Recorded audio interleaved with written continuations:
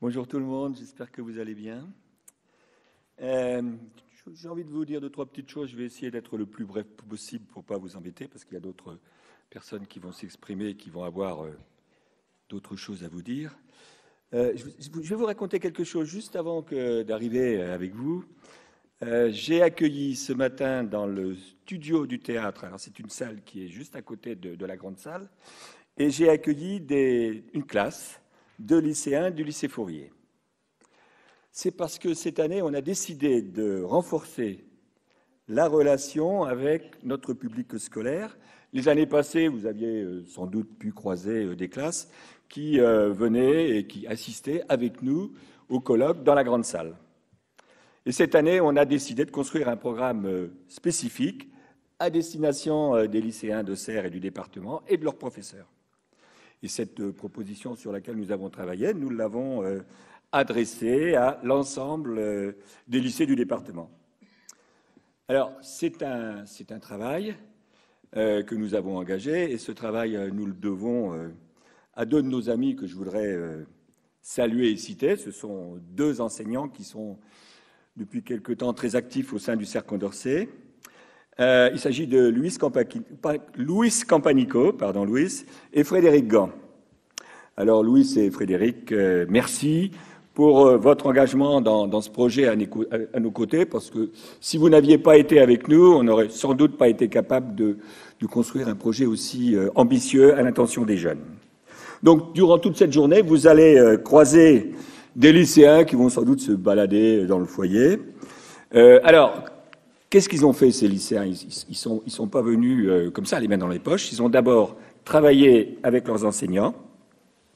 Ils ont abordé en classe le thème des entretiens d'Auxerre. Et ils vont venir, donc, tout au long de cette journée, travailler en atelier. Et ils vont pouvoir échanger avec un certain nombre de nos intervenants. Donc, tous les intervenants ne sont pas mobilisés sur cette action. Nous avons Anne Muxel, Monique Dagneau et Pascal Diby, qui ont accepté cette nouvelle mission, et je tiens là aussi à les remercier très chaleureusement pour avoir accepté de rencontrer ces jeunes lycéens.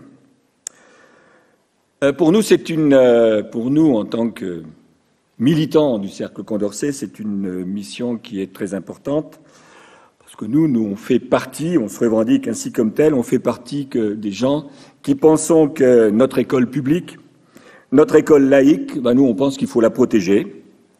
Il faut l'accompagner quand on peut le faire, et là, on pouvait le faire. Et surtout, il faut la choyer. Moi, je pense que cette école publique, cette école laïque auquel on tient tant, elle est précieuse et c'est notre joyau à tous. Voilà. Ça, c'est la première chose que je voulais vous dire, que vous compreniez pourquoi, d'un seul coup, nous rajeunissions.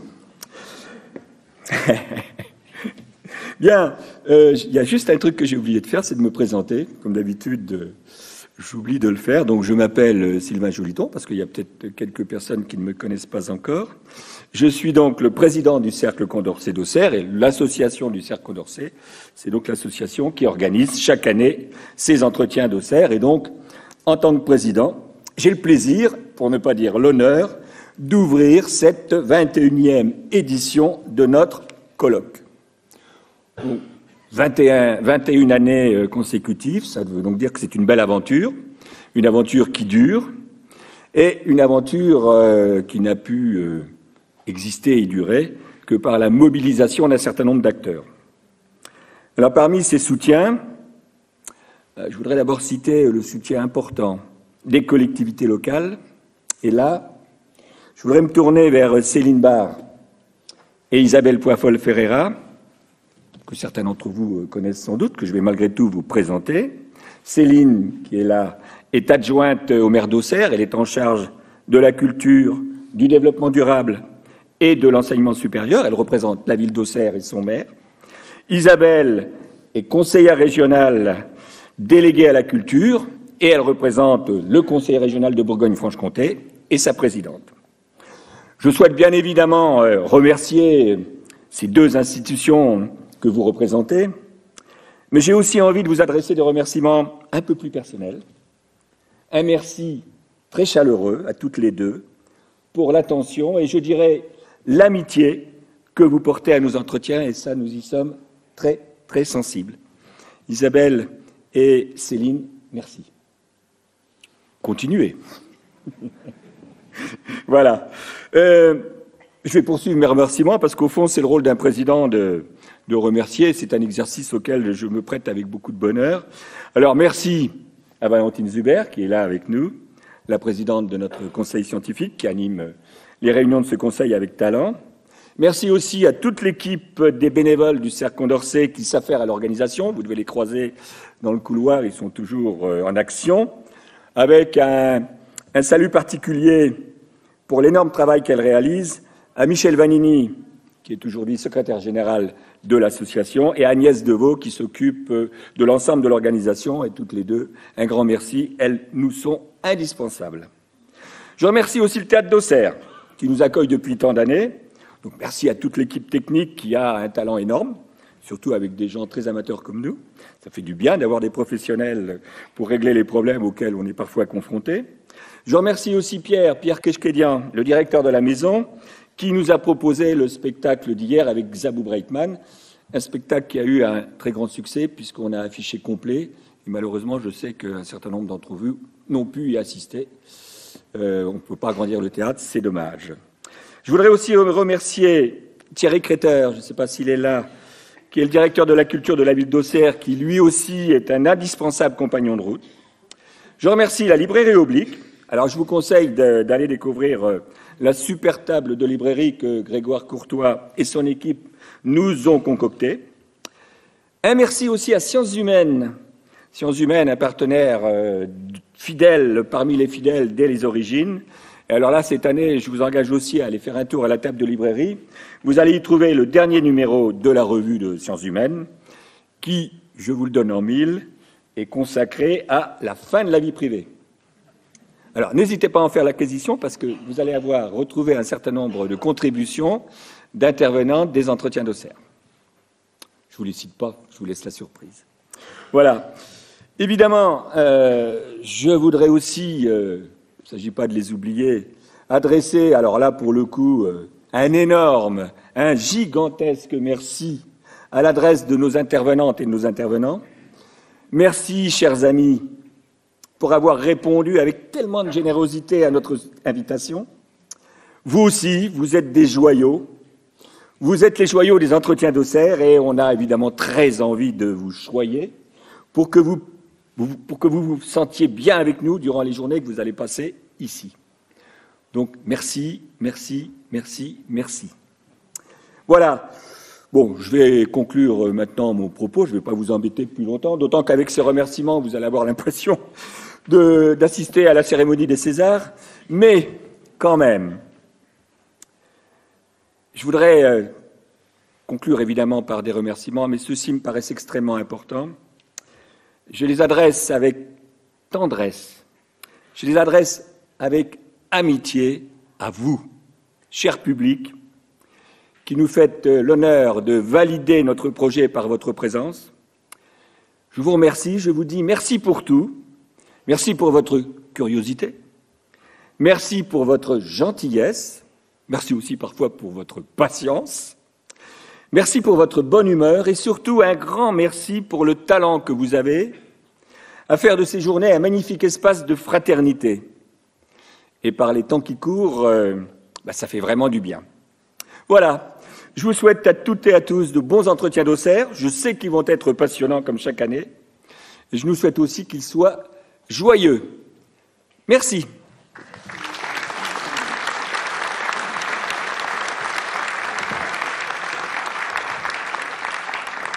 Juste sur le plan de l'organisation, successivement, on va avoir l'intervention de Michel Morino. Vous allez comprendre pourquoi il intervient dans un instant. Ensuite, c'est Céline Barre qui interviendra, Isabelle Poiffol et Valentine viendra conclure ces différentes contributions. Voilà.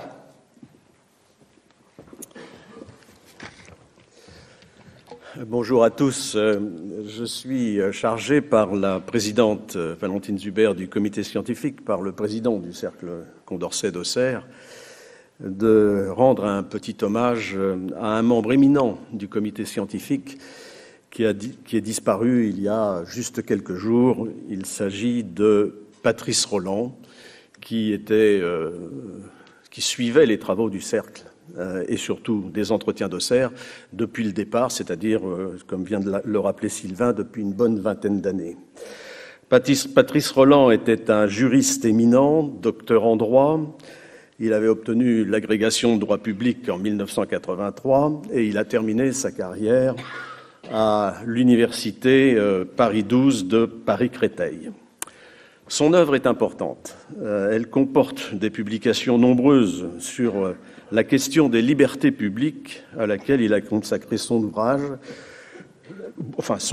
des ouvrages qui ont fait date, comme par exemple la protection internationale des droits de l'homme et la protection des libertés en France. Des sujets qui sont évidemment toujours d'actualité. L'histoire des idées politiques en France, de la Révolution à nos jours, lui a fourni un deuxième terrain d'enquête et l'a porté à questionner le destin du libéralisme politique depuis ses origines, en partant de Benjamin Constant, Germaine de Staël, etc., jusque ses critiques de ce libéralisme, que étaient par exemple Robespierre ou Saint-Just. Il a analysé les positions dans un ouvrage récent qui s'intitule « Un débat sous la terreur, le politique dans la République », sujet là aussi tout à fait récurrent. Il a été également un des grands analystes de l'idée européenne, dont il a présenté l'histoire à travers des textes qui, depuis le XVIIe siècle, et déjà avec Sully jusqu'à aujourd'hui Schuman et Monet, après la Seconde Guerre mondiale, en passant par Proudhon au XIXe siècle, bref, une rétrospective à laquelle il a essayé de donner un sens et expliquer la difficile construction européenne d'aujourd'hui. Mais la visée première, je pense, de Patrice Roland était de penser ce qu'il appelle la condition politique. Comment faire vivre ensemble des individus égaux et différents dans un monde que ne régule plus la norme divine. C'est ici qu'intervient sa très forte réflexion sur la laïcité, et c'est à cette occasion que je l'avais rencontré la première fois, il y a presque 30 ans maintenant, lorsque, ensemble, nous avons essayé de réfléchir à un problème qui, depuis, est devenu d'actualité, dans la fameuse commission laïcité et islam, où nous nous étions interrogés sur les conditions d'intégration de ce culte au même titre que les autres dans la République. Il a été un fidèle de cette commission et c'est par ce biais qu'il a aussi participé aux travaux du comité scientifique des entretiens. Il a essayé d'analyser les principes juridiques et il proposait en particulier une lecture assez libérale de la loi de 1905 en rappelant sa dette essentielle à l'égard du principe de liberté de conscience dont il s'inquiétait d'ailleurs de l'oubli contemporain. Bref, c'est un grand savant que nous perdons. Le comité scientifique est depuis un peu veuf de cette disparition. C'est aussi un ami dont la délicatesse et surtout l'élégance, à la fois physique et morale, charpentait ou soutenait une très grande humanité. Et à cet égard, je pense qu'il était normal de lui rendre cet hommage aujourd'hui, en le regrettant déjà beaucoup. Merci.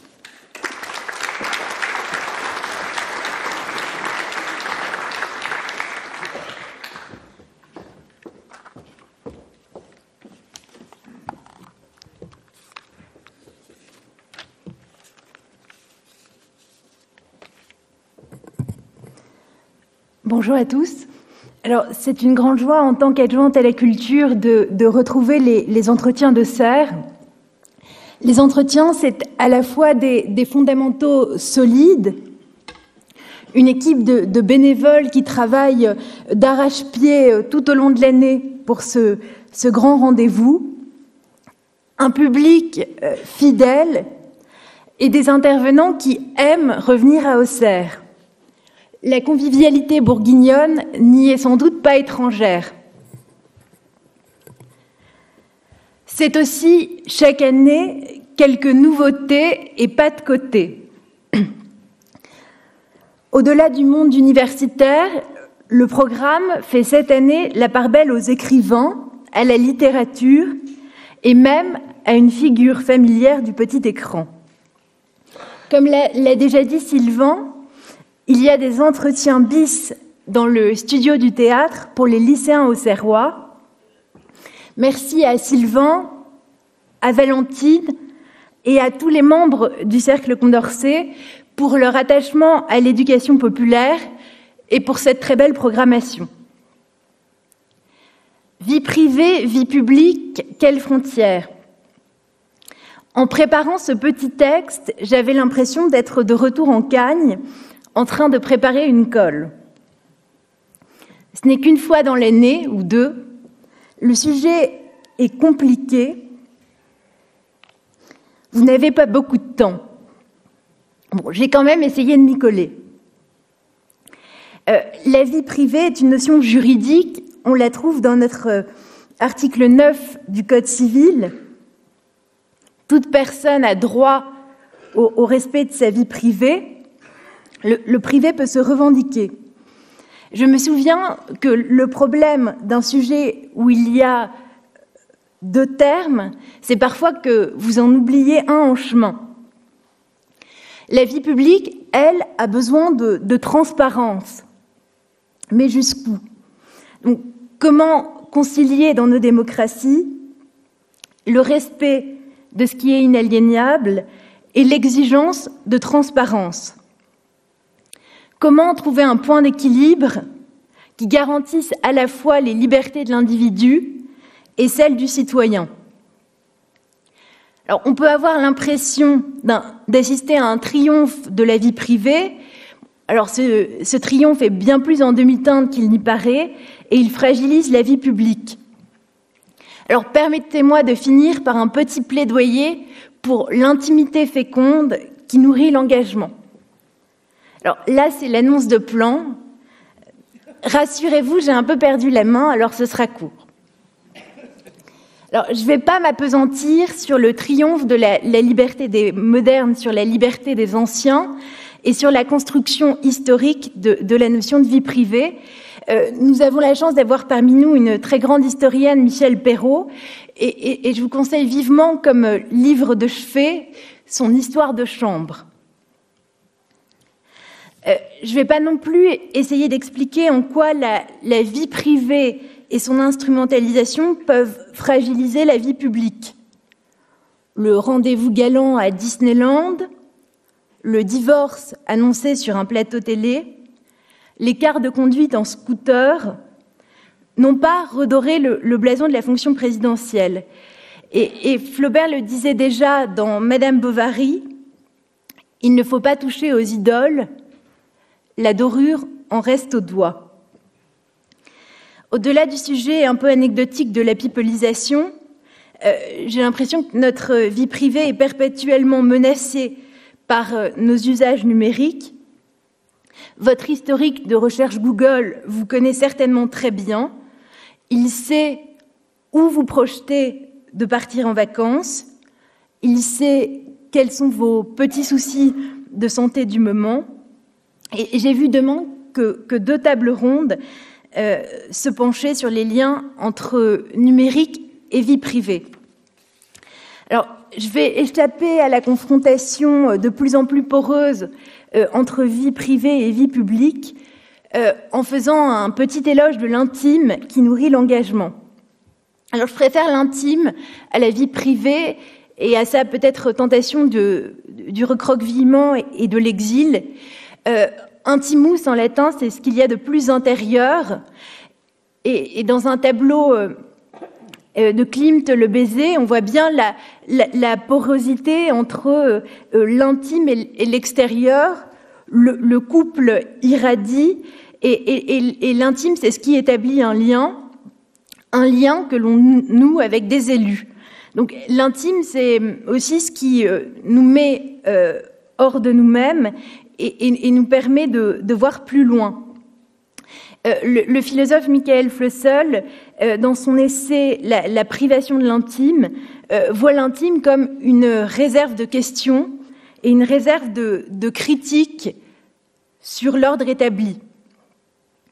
Donc il faut parfois passer par la révélation de l'intime pour agir sur le monde tel qu'il est. Ce qui se passe dans les cuisines, ce qui se passe dans les chambres à coucher, ça peut aussi être politique. Je crois au pouvoir de la littérature et du jeu pour dire l'expérience commune. C'est par exemple le cas des écrits féministes d'Annie Ernaux. Dans La femme gelée, elle raconte à travers elle ces milliers de femmes qui ont vu leur curiosité et leur aspiration s'émousser au fil des jours entre les courses, le dîner à préparer, le bain des enfants, leur travail. La revendication de l'identité, aussi légitime qu'elle soit, peut aussi porter des tensions identitaires, et une démocratie vivante, c'est une démocratie capable de dire « nous ». Et j'avais envie de finir par une citation d'Elisabeth Badinter dans Les Préaux de la République, qui est un appel au dépassement des particularismes privés et au vouloir vivre ensemble. Et je sais combien c'est un sujet qui tient très à cœur à Sylvain, à Valentine et à tous les membres du Cercle Condorcet. Il faut sans cesse améliorer l'équilibre entre la loi générale et le respect des différences privées, mais entre la loi qui tente de nous unir et le particulier qui nous distingue, notre choix est fait. Plutôt Kant et Condorcet, avec leur naïveté supposée, que les négateurs de la loi qui nous laissent démunis de solidarité, incapables de transcendance et, pour finir, enfermés dans nos différences. Merci.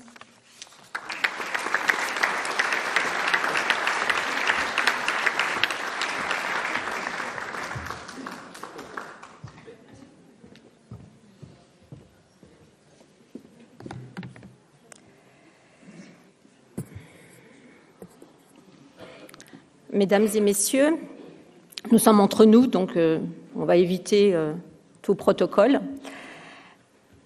Mais je tiens quand même à féliciter le président du Cercle Condorcet, mon cher Sylvain, et la présidente du Conseil scientifique, chère Valentine, pour l'organisation des entretiens d'Auxerre. Je remercie également tous les bénévoles, évidemment, ce groupe de bénévoles sans qui la manifestation ne pourrait avoir lieu. Merci à tous les participants, car cet événement, sur le territoire régional et même au-delà, est unique. Où est-ce que vous pouvez trouver une manifestation de cette envergure, avec cette qualité d'intervention, avec cette diversité d'intervenants? Eh bien, je peux vous le dire, nulle part. C'est pourquoi, en tant que conseillère régionale, je suis vraiment très heureuse de soutenir cette manifestation, cet événement. Donc, on peut se le dire, on a bien de la chance à Auxerre. Et cela dure depuis 21 ans. Je n'étais là que depuis 2008, mais ça fait déjà un bail. Et je suis heureuse de ce rendez-vous de l'automne. Alors, autant vous le dire tout de suite, c'est la thématique de l'année dernière m'avait fait rêver, tout comme Céline. C'était un petit peu plus ardu cette année. J'ai presque souffert pour ce discours. Et je n'ai eu malheureusement mon exemplaire de sciences humaines qu'hier soir dans ma boîte aux lettres. Si je l'avais eu avant, ça m'aurait bien aidé. Vie privée, vie publique, quelles frontières?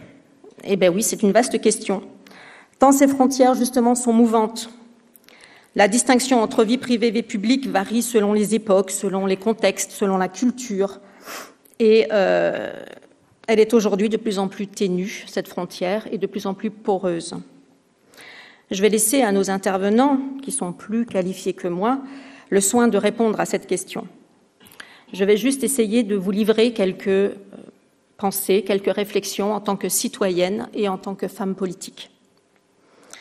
La télévision, dans les années 80, a joué un grand rôle dans cette porosité, en particulier les émissions de télé-réalité. À partir des années 80, les gens ont commencé à oser parler d'eux-mêmes. Il y a eu une libération de la parole, on parlait librement de soi, de sa sexualité, de son intimité. Et la mise en scène de soi a, à mon avis, commencé là.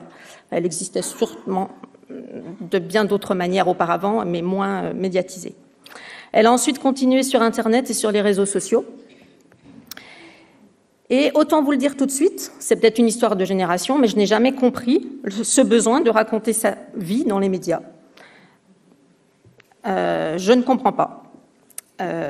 Exposer son intimité à la télévision, dans des émissions, voilà.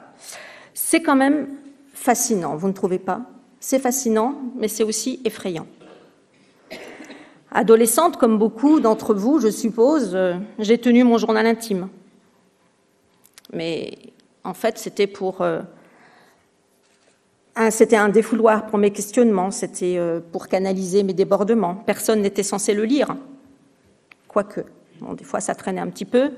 Si la personne concernée le ramassait et en lisait un morceau, c'était aussi une manière de communiquer. Mais ça restait dans la sphère intime, la sphère familiale.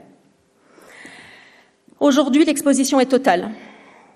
Le travail s'immisce même dans les foyers. Vous l'avez vu. Avec le développement du télétravail, si on y prend garde, on peut voir votre intérieur, comment vous vivez.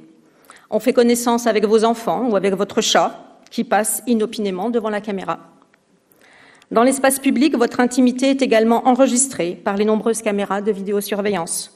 Google photographie votre maison, on voit les voitures qui sont garées devant, on peut même imaginer les gens qui vous rendent visite, qui habitent dans votre quartier. Votre téléphone vous trace, donne les lieux que vous avez fréquentés, dit où vous êtes allé. Bref, si on s'en tient à l'adage « pour vivre heureux, il faut vivre caché », ça va devenir de plus en plus compliqué d'être heureux. Donc les gens exposent de plus en plus leur intimité. Ils le font car ils pensent que cette exposition les valorise. Il y a l'idée que ce qui n'est pas montré n'existe pas. Si vous ne faites pas un récit de votre vie, elle reste enfouie, ensevelie et elle est sans intérêt. Il faut montrer sa vie et la raconter pour en sauver quelque chose. Alors on publie des photos de soi, de ses enfants, de ses chats, de ce qu'on mange. On raconte ses vacances, son travail, ses amours, ses galères, ses joies. C'est fou ce qu'on se raconte. N'importe qui a accès à vos informations que vous donnez avec désinvolture à de parfaits inconnus. Vos données ne vous appartiennent plus. Elles sont stockées. Vous ne savez même pas où. La frontière privée-publique est donc devenue incertaine en raison des moyens techniques, mais aussi de nos désirs. On souhaite tous notre quart d'heure de célébrité, comme disait Andy Warhol. Mais cette célébrité a un prix et tous ne peuvent pas l'assumer. Car on sait que s'exposer, c'est se mettre en danger. Le regard d'autrui peut s'emparer de vous au-delà de ce que vous auriez souhaité.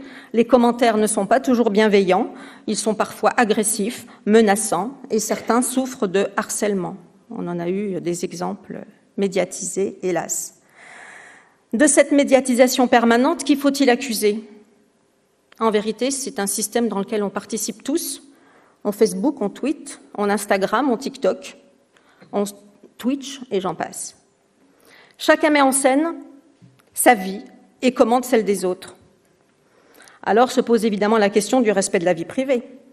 Question pas simple, mais avec des personnalités publiques, des célébrités, des politiques, le problème est encore plus épineux. Comment trancher entre respect de la vie privée et devoir d'information? C'est une ligne de crête sur laquelle avancent les journalistes, très précautionneusement, dès lors qu'il s'agit de dévoiler l'intimité de ces personnalités. Surtout que parfois, ces personnalités, y compris politiques, mettent en scène volontairement leur vie. Céline a évoqué quelques exemples, j'en avais préparé quelques-uns aussi. Qui n'a pas vu les photos de Nicolas Sarkozy dans Paris Match, qui portait sur ses épaules le fils de sa compagne? Car privé de plus en plus de son aura, de ses attributs, de ses pouvoirs, l'homme politique traditionnel croit nécessaire, pour acquérir une valeur symbolique, de performer, dans les médias, d'incarner une histoire dans laquelle il connecte à la fois des éléments de sa vie privée et des éléments de sa vie publique.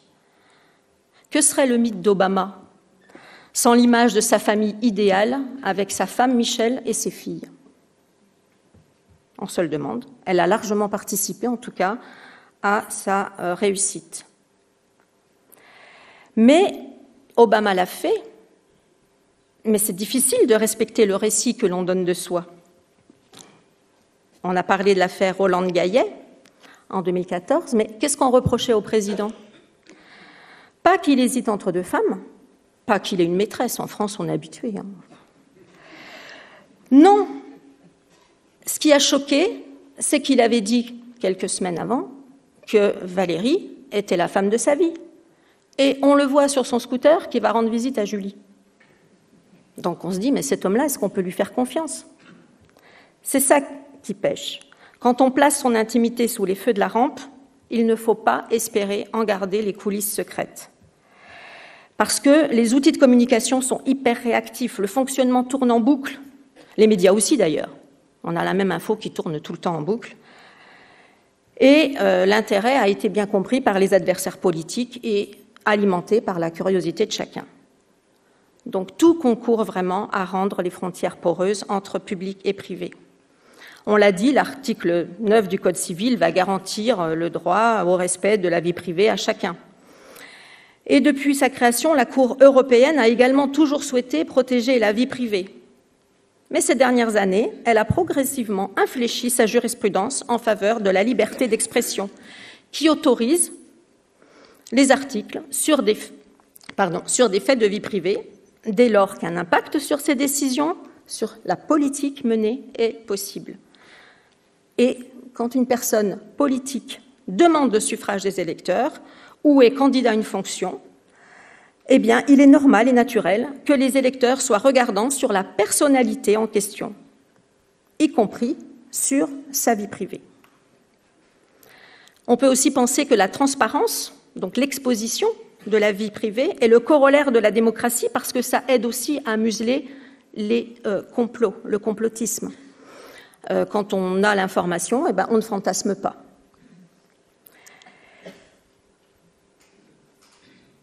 On a eu des affaires qui ont été retentissantes dans la presse. On a eu François Fillon avec sa vie privée. Ben oui, sa femme était aussi impliquée. On a de plus en plus la parole des femmes qui se libère et on voit que certains politiciens ont des discours, mais dans leur vie privée ne respectent pas les femmes et sont souvent accusés, parfois condamnés pour des violences faites aux femmes. Et puis, plus récemment, nous avons appris que la ministre de la Transition énergétique, Agnès Pannier-Runacher, ne pourra pas s'occuper de sujets liés à son mandat parce que son père a été dirigeant d'une très grosse entreprise, que ses enfants ses enfants ont aussi des intérêts dans des entreprises et son compagnon a rejoint aussi une société qui fait qu'en fait elle est soumise à un conflit d'intérêts.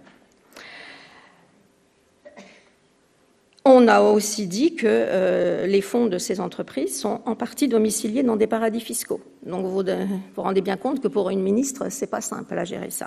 Donc elle est retirée de ces dossiers. On doit, en tant que politique, toujours prouver qu'on est de bons citoyens, comme tout le monde, mais en mieux. Facteur aggravant, on est censé aussi équilibrer les libertés nouvelles par la sincérité et le refus de l'hypocrisie.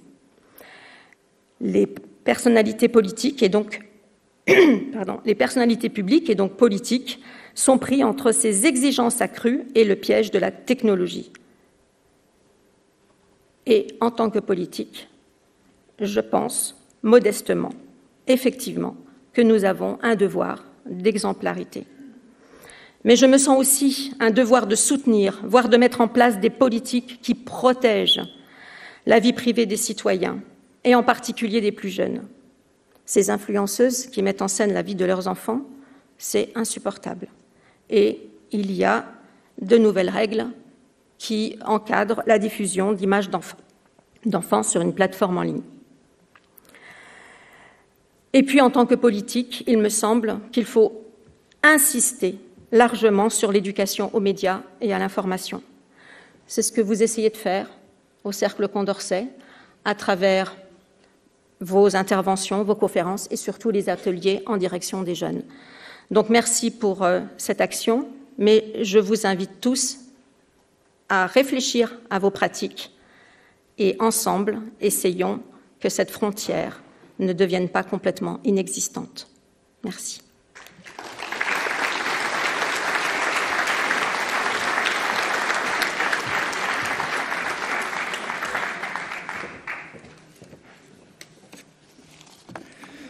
Alors, j'ai le redoutable privilège de conclure cette première partie des entretiens d'Auxerre, cette partie de présentation officielle. Et en fait, je n'ai pas eu...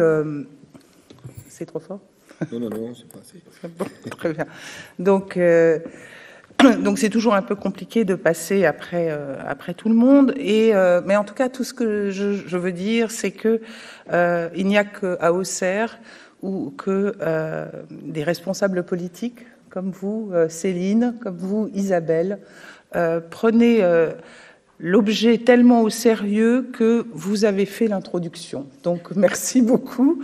Nous allons rattraper le début de retard puisque je n'aurai pas à la faire. Je voulais simplement, évidemment, ajouter mes remerciements à tous ceux que Sylvain a très généreusement et équitablement prodigués, parce que cette aventure des entretiens d'Auxerre, c'est quelque chose qui nous occupe, une petite équipe appuyée sur un conseil scientifique prestigieux et très volontaire.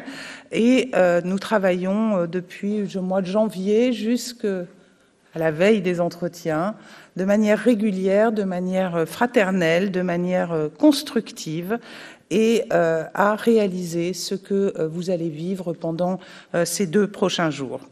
Donc, le thème cette année, vous l'avez relevé, Isabelle, c'est un thème qui est compliqué, qui nous a vraiment interpellés. On a mis du temps à le cerner complètement, à trouver la manière de le traiter, à la fois large et étroit. Et on a choisi un certain nombre d'angles que je voudrais simplement vous présenter ce matin avant de laisser la parole à nos intervenants et nos intervenantes qui ont été choisis et qui ont accepté très généreusement de se joindre à nous pour essayer d'avancer dans la connaissance et dans une culture partagée. Donc, privatisation, voilà quel était le constat lorsqu'on a proposé ce thème. Privatisation continue de l'espace public, plusieurs exemples vous ont été proposés parmi nos différents hommes politiques. Publicisation de l'espace privé, Isabelle a parlé des influenceuses. Je pense qu'effectivement ce phénomène d'exposition de soi pose une réelle question, sans compter que à travers cette exposition de soi, des méthodes commerciales plus ou moins encadrées passent aussi, parce que on fait de l'exhibition de produits, on est payé pour ça. Enfin, il y a toute une économie de cette privatisation. De cette publicisation de l'espace privé qui a une influence très très importante aussi dans notre économie. On a parlé aussi de dévoilement de l'espace intime et évidemment le phénomène MeToo là se raccroche aussi à cette privatisation de l'espace public avec ces accusations, ces demandes de justification, cette moralisation, en tout cas à travers médiatique, à laquelle on assiste et qui peut rendre les choses encore très très complexes. Donc voilà des angles que nous avons privilégié et vous le savez, depuis quelques années maintenant, nous travaillons pas seulement de manière interdisciplinaire avec des sociologues, des historiens, des juristes ou des politistes, mais nous voulons faire entrer l'art aussi dans nos préoccupations et ça a commencé hier soir avec le théâtre et cette magnifique interprétation de Zabou Bretman d'une partie de la vie ou d'une interprétation de la vie de Dorothy Parker.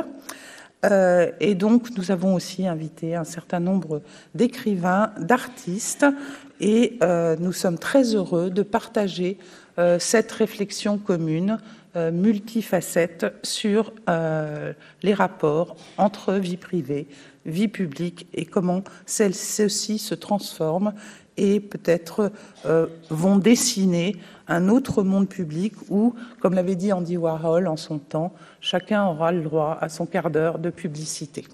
Je vous remercie beaucoup pour votre présence. Je suis persuadée que vous allez être passionnés par les débats qui vont suivre et je vous souhaite aussi de préparer des questions, bien sûr, parce que le pari des entretiens d'Auxerre aussi, c'est de laisser de plus en plus de place au débat citoyen et donc au débat entre les experts et la salle que vous êtes.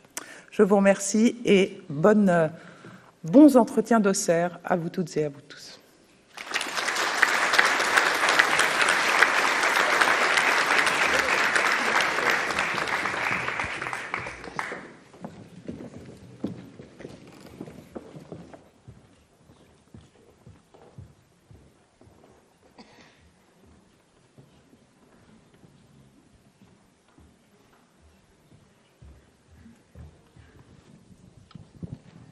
Je vais vous dire quelque chose qui sera très bref et très important. Vous savez, les entretiens, on met 1 an à les préparer. Une fois que le conseil scientifique a choisi le thème, on constitue le comité de pilotage, on prend le thème, on le pose sur la table et on le regarde de très près. On l'examine, on l'interroge, on l'analyse, on crée des tables rondes, on pense à des listes de personnes qui sont susceptibles d'intervenir, on leur écrit, ils répondent, ils oublient de répondre, ils peuvent venir, ils peuvent pas venir, on change l'intitulé des tables rondes, on cherche d'autres personnes. Et puis, il arrive un moment où on dit « on a fini ».